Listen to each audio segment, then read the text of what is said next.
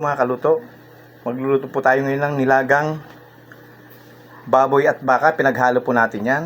Ito po yung sangkap, sibuyas, bawang, celery, cubes, paminta at dahon ng sibuyas, mura. Ito po yung patis. At ito po yung ating karne. Yan po. Inalbos ko na po yan. Kasi po pinaghalong baka at saka baboy po yan. Ito naman po yung sayute. Yan po. Ito yung kanyang patatas. Ito po yung pichay bagyo at bagyo beans. So, ihulog na po natin to. Bawang po ihulog natin una. Bawang. Cubes po. Hali po kayo, panoorin nyo hanggang dulo para po malaman nyo, simpleng luto lang to pero masarap. Yan po. Ngayon po ay ihulog na po natin tong karne ng baboy at baka. Ayan po, nilaga ko na po yan. Ito pong patis, lalagyan na po natin ng patis. Patis. So ang paglalagay po ng patis, huwag po masyadong marami. Mamaya na po natin timplahan pagka naluto na po lahat. Babalikan po natin mamaya. Mga kaluto, atin na pong tignan kung luto na yung ating nilalaga, yung mga karne kung malambot na. Ating titistingin. Sabi nga nila, tusukin mo na yung tinidor. Pagka natusok na, yun, luto na po yung baka.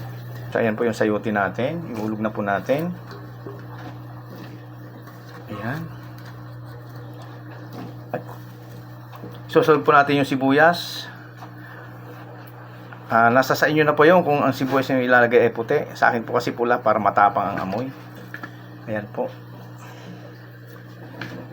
Ayan.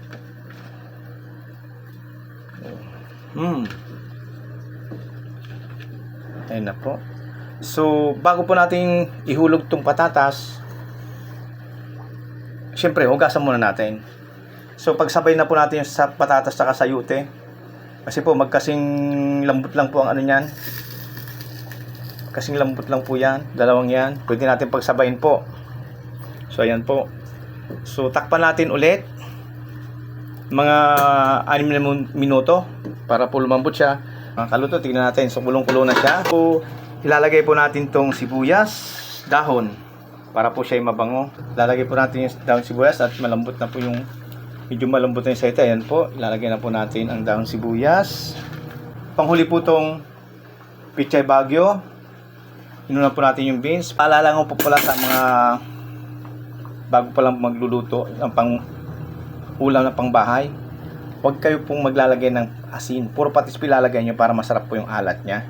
Ayan po. Isang kulo lang po yan at ating hanguin na. Ating pong tatakpan. Ayan po, luto na po ang ating nilaga. At ang pagluluto po ng nilaga, kailangan po half cook lang yung mga gulay niya. Diba, yung mga dahon po, ayan po. Luto na ang ating nilagang baka at baboy.